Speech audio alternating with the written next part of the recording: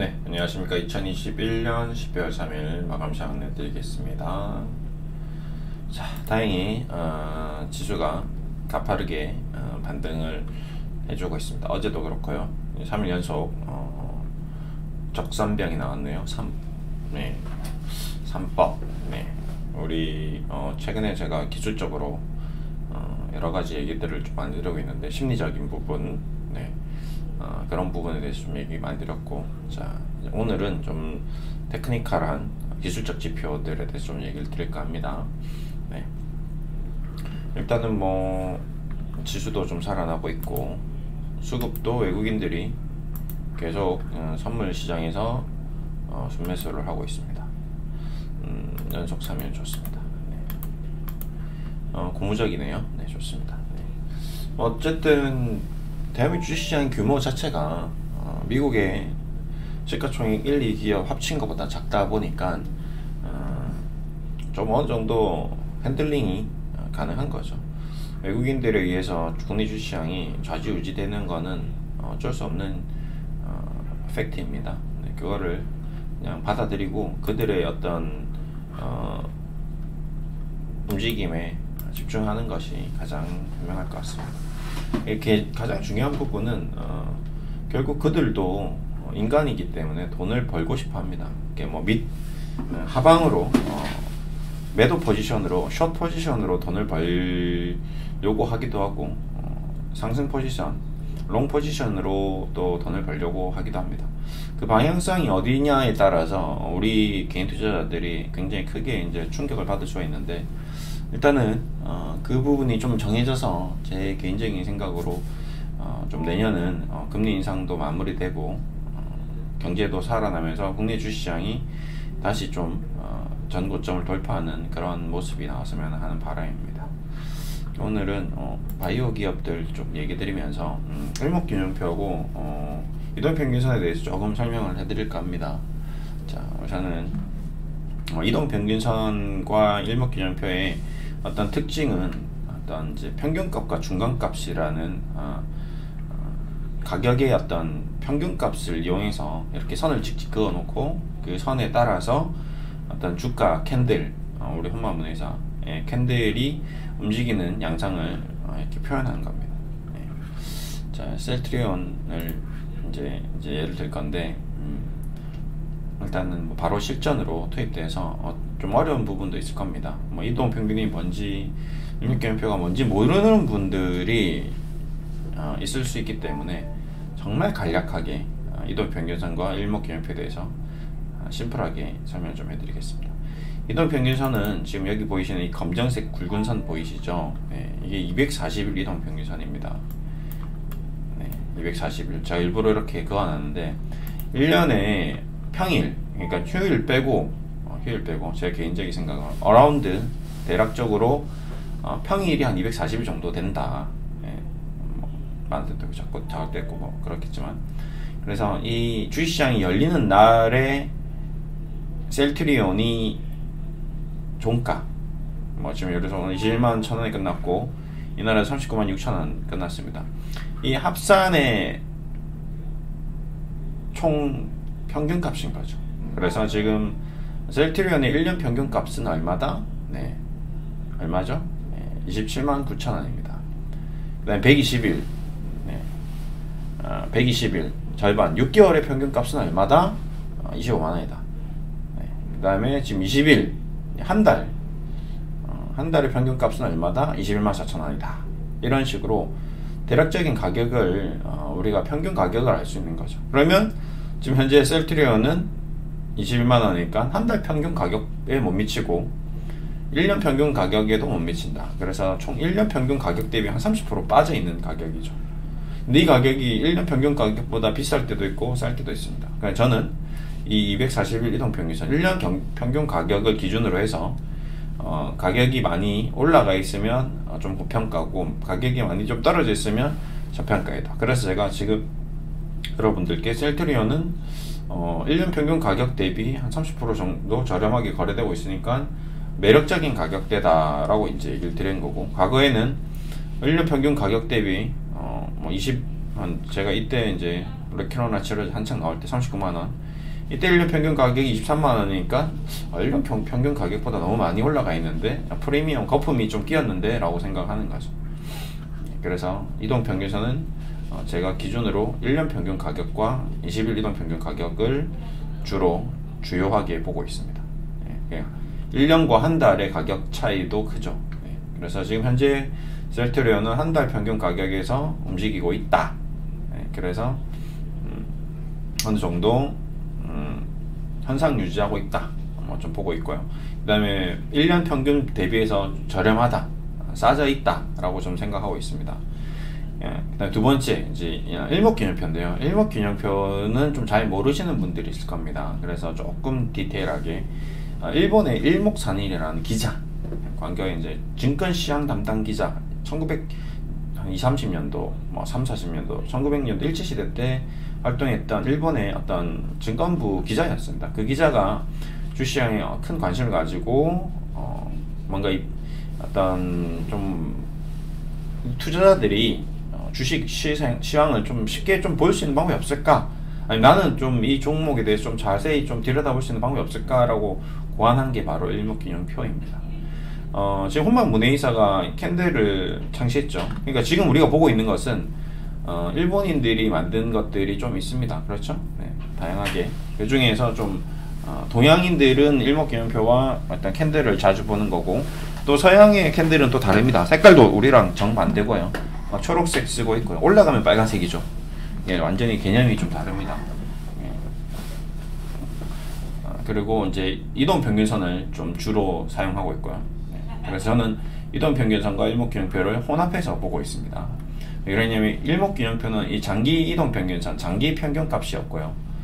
최대 52일, 그러니까 뭐 한 2달 정도 가격시에 대한 평균값이 나와 있기 때문에 좀 부족한 부분이 있습니다. 그래서 제가 이 두 가지 도구를, 예를 들어서 제가 요리를 하는데 과일칼로만 요리를 할 수 없는 거죠. 과일칼도 필요하고, 그 다음에 중간칼도 필요하고, 식칼도 필요하고, 뭐 그런 거거든요.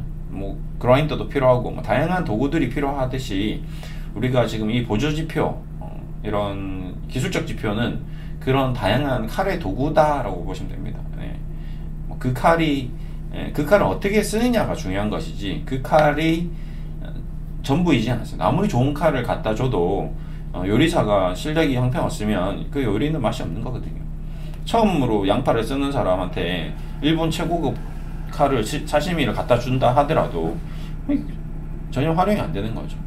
그렇다고 또 인류 요리사에게, 지금 일식 요리사에게 과일칼을 갖다 주고 회를 썰어라고 하면, 예를 들어서 참치회를 떠라 이러면 피곤할 것 같습니다.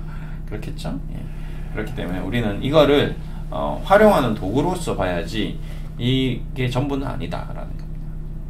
그래서 일목균형표는 일목산이라는 사람이 좀 일목요연하게 보기 위해서 만든 겁니다. 그래서 일목균형표가 이 일, 주, 월, 한자로 날, 일자, 주간, 주자, 월, 달월, 뭐 이렇게 월별로 쓰는 게 아닙니다. 그래서 뭐 간혹 일목균형표를 잘 이해 못하신 분들이 뭐 주봉 보면서 주목균형표는 이렇습니다, 뭐 월목균형표는 이러면 말이 틀린 거예요. 그냥 우리가 일목요연하다 쓸 때 한 일자, 그냥 쉽게 볼 수 있다, 한눈에 볼 수 있다라는 뜻의 일목균형표고, 그 다음에 두 번째 균형표라는 말에 이제 좀 중요한 부분이 있는데, 이동평균선하고 일목균형표의 가장 큰 차이점은 바로 이 수치를 상출해내는 이 선행스팬과 후행스팬과 전환선을 만들어내는 그 값이 평균값이 아니고 중간값이라는 차이가 있습니다. 네, 무슨 말이냐? 예를 들어서 지금 이동평균선 같은 경우는 계속 이렇게 곡선 형태로 갑니다. 보시면 242 이동평균선이 계속 곡선이죠. 값이 중간값이다 보니까 계속 바뀝니다. 근데 그 일목균형표의 특징은 이 직선이 나옵니다. 이렇게 직선이. 지금 보시면 선행스팬 2가 이렇게 직선이 나오거든요. 그 다음에 이 기준선도 주황색인데, 이 기준선도 직선이 자주 나옵니다. 여기도 직선이 나오죠. 이 현상이 왜 나오냐? 이 직선 현상이 왜 나오냐? 바로 일목균형표는 최고값과 최저값의 중간값을 사용하거든요. 그렇기 때문에 이 중간값, 기준선이 이래서 이렇게 급등을 했을 경우 그 최저점이 이렇게 여기 보이시죠? 이 최저점과 이 최고점이 깨지지 않는 선상에서 계속 가버리면 이 한 달 동안, 이 구간 동안은 이 중간값이 어떻게 되죠? 동일한 거죠. 예. 25만원과 193,500원의 이 중간값인 22만원으로 매일 가고 있는 겁니다. 지금도 그래서 내일도 모레도 193,500원이 깨지지 않고 25만원이 깨지지 않는 선상에서는 어떤 현상이 나오냐, 이 기준선과 일목균형표 선행스팬 2가 계속 직선으로 갑니다. 여기도 보시면 이제 직선 시작했죠. 여기 이 일직선 도로가 쫙 깔립니다. 이 선도 쫙 일직선 깔립니다. 이게 일목균형표의 약간 재미라고 볼 수 있습니다. 여기도 보이시죠? 여기도 일목균형표 선행스팬이 일직선 쫙 가죠. 여기도 쫙. 이게 좀 특이합니다. 여기 기준선. 그래서 요런 좀 재미가 있다. 중간값에 대한 재미가 있다. 그러니까 뭐 구질구질하게 매일같이 가격 보지만 한 달 평균 가격의 최고점과 최저점만 보자 이거죠. 얘네들의 어떤 성향은. 그래서 조금 성향이 좀 다릅니다. 이동평균선과. 그럼 이동평균선은 좀 디테일한 맛이 있고, 일목균형표는 좀 어떤 큰 이슈를 보는 그게 있죠. 그래서 좀 단기적으로. 그래서 셀트리온이 이번에 뭐 했죠? 코로나 치료제, 근경 코로나 치료제로 193,000원이라는 최저점을 찍었고, 또 반대로 유럽 승인을 받으면서 25만원이라는 고점을 찍었습니다. 이 두 가지가 가장 큰 이슈이기 때문에 이 두 가지 이슈로 현재 주가가 움직이는데, 그 큰 이슈를 돌파할 수 있는 이슈가 나오기 전까지는 주가가 좀 지지부진하다는 거죠, 지금 현재. 그래서 이 캔들만 보더라도 우리가 어느 정도 주가의 흐름을 일목요연하게 판단할 수 있다는 거죠. 그래서 지금 현재 균형표가 어디에 무게중심이 어디로 실려 있느냐 라고 봤을 때, 현재 무게중심은 이 기준선, 이 기준이 되는 기준! 네. 그 기준에 어떻게 돼 있다? 아래에 있다. 그래서 전체적으로 밸런스는, 무게추는 좀 약세이다. 약세에 있다 보니까 주가가 오늘도 다들 보시다시피 지지부진 하다가 결국에는 21만 500원을 1% 마이너스 끝났습니다. 주식시장 뭐 코스피, 코스닥 대비 굉장히 약한 모습이죠. 그래서 기준선 이상에 있는 종목과 기준선 이하에 있는 종목에 좀 차이가 나올 수 있습니다. 삼성바이오로직스는 그래도 이 기준선에서 위에 있다 보니까 그래도 기본은 하고 있는 거거든요. 그렇죠. 그래서 오늘은 제가 일목균형표에 대해서 조금 설명해 드리고 있습니다. 그래서 이 이동평균선 1년 평균 가격 대비 저평가되어 있는데도 불구하고 지금 일목균형표 기준선 대비 또 낮게 가격이 형성되어 있다 보니까 전반적으로 약세다. 그 다음에 이제 제가 좀 하나 좀 재밌게 좀 여러분들께 얘기 드리고 싶은 부분 중에 하나가 일목균형표가 뭐 여러 가지 신호를 내보내는데, 그 중에서 후행 스팬에 대한 어떤 신호에 대해서 좀 얘기를 일목사님이 좀 강조를 했었습니다. 어떤 부분에 강조했느냐? 자, 여기 보시면 이 보라색 굵은 선 보이시죠? 이게 후행 스팬이라는 건데, 후행 스팬에 대해서 간략하게 설명해 드리면, 현재 오늘 종가 21만 500원을 26일 뒤로 그냥 그려놓은 겁니다. 여기입니다. 여기 어제 뭐 이번 주 한 주의 종가가 여기에 있는 거죠. 종가를 질질질질 그어놨습니다. 유일하게 일목균형표에서 중간값을 쓰지 않는 게 바로 또 후행 스팬입니다. 특이하죠. 이게 뭐 왜 그랬는지는 저도 알 수 없죠. 만든 사람의 생각이니까요. 그래서 일목사님이 이렇게 얘기를 했습니다. 일목균형표를 100번 이상 공부하지 않은 자는 이걸 활용하지 말아라고 표현을 했는데, 제가 이제 한 일목균형표 책을 100번 정도 읽은 것 같습니다. 농담이고요. 일목균형표는 뭐 매일같이 보고 있고, 제 20년 동안 이쪽 업계에 있으면서 이 책을 한 10번 정도 읽었는데 여전히 저도 잘 모르겠습니다. 제가 이게 알면 일목균형표대로 하겠죠. 근데 일목균형표를 공부하면 공부할수록 일목균형표가 100% 맞지 않다라고 저는 생각이 들고요. 이동평균선도 마찬가지고요.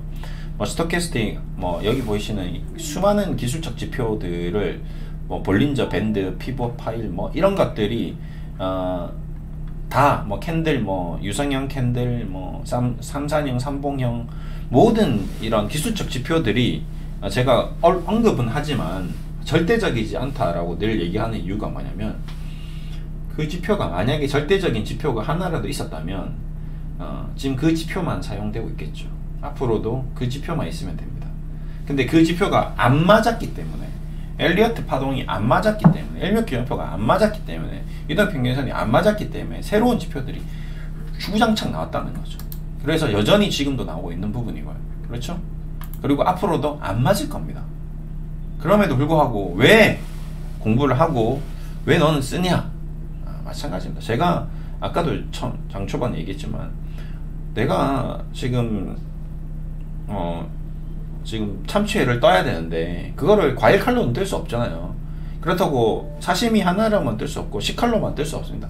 다양한 칼을 총동원해서 톱까지 가지고 와가지고, 뭐 3m 참치회면 톱을 사용해야 되겠죠. 톱도 가지고 왔는데, 그럼 톱으로 참치회 뜰 수 있습니까? 그것도 안 되거든요.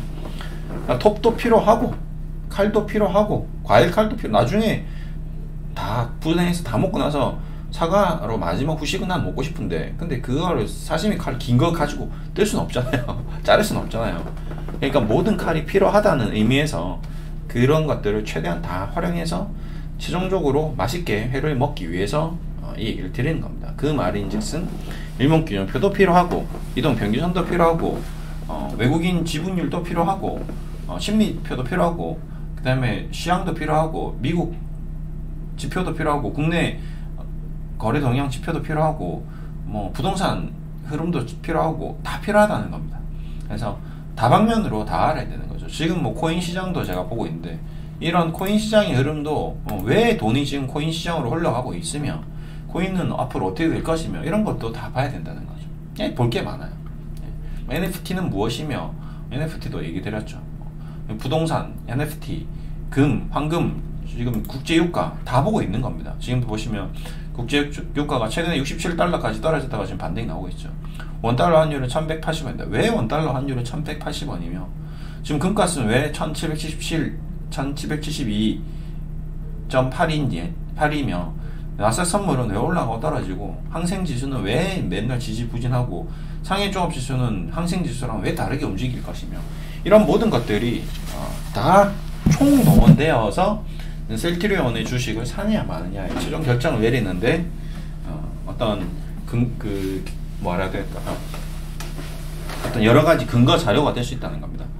그래서 이 후행 스팬이 아까도 얘기 드렸지만 100% 맞지는 않다. 하지만 일목산인은 뭐 어떻게 했다? 이 후행 스팬이 이 주식 캔들을 돌파할 때 매수 시그널이 나온다라고 표현했습니다. 이 얘기 하려고 하는 거예요. 그래서 여러분들께 좋은 신호가 나왔다. 근데 그 좋은 신호는 다시 말하지만 100% 맞는 건 아니다. 하지만 이걸 만든 사람이 좋다고 얘기했다 이거죠. 그래서 한 번 더 좀 강조를 하기 위해서는, 이날도 일목균형표의 후행 스팬이 선행 스팬의 캔들을 이틀을 연속 후행 스팬이 캔들을 돌파하고 나서 이 장대 양봉이 2번 나왔거든요. 그래서 또 지금 돌파하니까 한 번 또 나와주면 좋겠다 라는 의미로 지금 여러분들께 주말이니까 장은 좀 좋았잖아요 오늘. 근데 셀트리온을 가지고 있으신 분들은 많이 답답해 하실 것 같아서 기대를 좀 하시라고, 좀 희망을 가지시라고. 희망이 없는 게 제일 무섭거든요. 우리 인간은 앞으로의 희망이 없을 때 가장 괴롭습니다. 그래서 희망을 가지셔야 돼요. 긍정적인 희망. 부정적인 생각 가지 마시고, 뭐 지금 날씨가 되게 맑지만, 우리가 비록 우산 장수지만 내일은 비가 올 거다. 비가 올 수도 있다. 일기예보에 비가 안 오는데 그래도 일기예보가 다 맞진 않더라. 그래서 비도 올 수 있지 뭐. 어제도 분명히 비가 안 온다 했습니다. 제가 분명히 이렇게 일기예보에 어제 비가 안 온다고 적혀 있었어요. 근데 어제 비가 왔거든요. 7시쯤에 비가 왔었습니다. 제가 축구하러 야간 경기가 있어가지고, 비 오는 날은 뽕이 긴 축구화를 신어야 되는데 잔디용 풋살용 축구화를 신고 축구를 하면 넘어져요. 미끄러워서. 그래서 바꿔 신어야 하기 때문에 제가 일기예보를 매일 보고 출퇴근을 합니다. 그리고 우산도 필요하고요. 근데 분명히 어제 안 온다 했거든요, 비가. 근데 비가 왔어요. 근데 다행히 조금 와가지고 안 넘어졌습니다. 근데 비가 많이 온 날은 그냥 쭉쭉 넘어지거든요. 지난주 화요일 날도 비가 안 왔는데 약간 날씨가 워낙 추워가지고 살얼음이 살짝 끼어서 넘어졌어요. 겨울에는 긴 뽕을 신어야 될 것 같아요. 한번 봐도 저도 그 생각을 좀 했습니다. 어쨌든 후행 스팬이 캔들을 돌파하면서 지난번 나왔던 이런 장대 항공 같은 게 이번 주말에 또 계약 공시 같은 게 하나 나오면서 유럽 수출 건이 하나 터져주면서 한번 강하게 한번 다음 주는 좀 상승했으면 하는 바람으로 기술적 지표를 좀 오늘 얘기 드렸습니다. 좀 정리해 볼까요? 자, 다시 셀트리온 헬스케어로 돌아가서 자, 이동평균선의 복수입니다. 자, 맞추세요. 자, 1번 질문 241은 어떤 의미인가요? 2번 일목균형표의 기준선은 무엇인가요?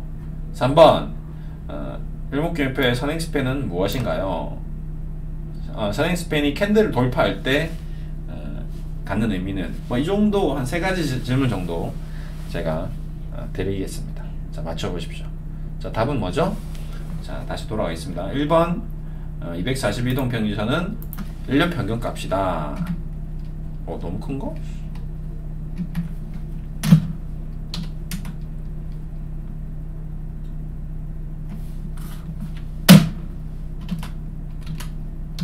(1번은) 뭐죠? 1년 평균값. 자, 2번은 뭐죠? 네. 자, 이거 안 보이네.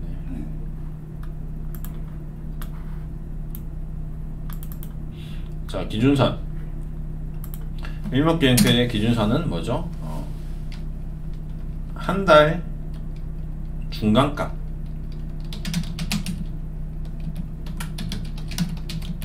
어떤 중간값? 최고와 최저의 중간값. 그래서 특징이 뭐죠? 직선이 나올 수 있다. 직선이 나올 수 있다. 얘는 주로 곡선이고, 그래서 이 평균값과 중간값이 다르다. 일목균형표와 이동평균선의 가장 큰 특징은 뭐다? 평균값과 중간값이다. 근데 3번 특이하게 일목균형표에서 중간값을 내지 않는 게 뭐다? 후행스팬이다. 그냥 며칠 뒤죠? 26일 뒤 오늘의 종가. 그래서 이거는 또 곡선. 네. 근데 얘는 뭐죠? 그냥 종가. 평균값도 아니고 중간값도 아니고 그냥 종가입니다. 좀 특이하죠. 그래서 이런 다양한 오늘 기술적인 분석이 했는데 그래서 결론은 26일 뒤 오늘의 종가가 캔들을 돌파할 때 주가가 상승했던 경우가 좀 많이 나왔었다. 좋은 긍정적인 시그널이었다. 그래서 이번 주말 이후에 다음 주는 좀 셀트리온 헬스케어가 어떤 좋은 퍼포먼스를 보일 수 있지도 않을까 라는 좀 기대를 좀 가지자, 희망을 가지자, 그런 의미로서 오늘 여러분들께 좀 희망적인, 좀 힘들었을 것 같아서 오늘 막 피곤하죠. 오늘 장도 좋은데 셀트리온만 올라가니까 좀 답답하고 그랬을 수 있는데 그런 심리적인 어떤 아픔을 어떤 이런 기술적인 시그널로 또 커버하는 그런 그런 방송이 되었다라고 얘기를 드리면서 좀 마무리할까 합니다. 좀 아무쪼록 힘내시고요. 주식이 늘 얘기 드리지만 여러분 저희 분명히 얘기했잖아요. 폭락할 것 같을 때 반대로 급반등 이번에 나왔죠. 그렇죠? 여러분의 기대대로 절대 되지 않는다. 여러분은 폭등할 것 같을 때 샀는데 폭락했고, 그쵸? 지금 자꾸 장이 안 가고 오늘도 하루 종일 장중에 호가가 지지부진하고 이상하고 하니까 느낌이 안 좋은데 폭락할 것 같은데 근데 다음 주에 의외로 폭등이 나올 수도 있다. 그 얘기를 좀 드리고자 제가 얘기를 좀 드렸습니다. 자, 마지막으로 수급 체크하면서 수급은 별로 안 좋겠죠. 오늘 장중에 이렇게, 그렇죠? 네, 별로 안 좋죠.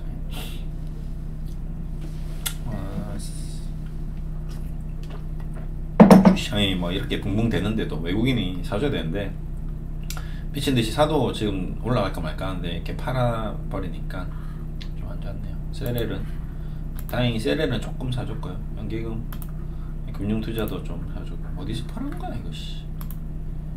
뭐 어디 사모펀드에서도 팔았고요. 하여튼 이제 자 공매도까지 막 팔았으면 피곤한 거죠. 이러니까 피곤한 거죠. 예, 그렇죠. 공매도도 팔지, 외국인도 팔지, 기관도 팔지, 계속 파니까 오늘 거래량도 별로 없는데 그러니까 이렇게 되는 겁니다. 셀렐은 볼까요? 이 30% 오늘 거래 30%가 공매도예요. 이러니까 안 가지. 자, 그래요. 자, 지금 아주 힘든 구간입니다. 외국인과 뭐 기관과 모든 어떤 메이저 쪽에서 셀트리온을 부정적으로 보고 있고 안 되게 되고 있는데 이걸 타파할 수 있는 압도적으로 뭔가 될 수 있는 방법은 딱 하나밖에 지금 없죠. 예. 유럽 수출입니다. 더 많은 수출. 그 다음에 브라질 수출. 그동안 뭐 논의됐던 50 몇 개국에 대한 수출이 계약이 빵빵 터지는 거죠. 그러면 뭐 공매도도 별 수 없죠. 그 수밖에 없습니다. 자, 셀트리온이 화이팅해서 많은 수출 계약이 나와주기를 기대하면서 마무리하겠습니다. 감사합니다.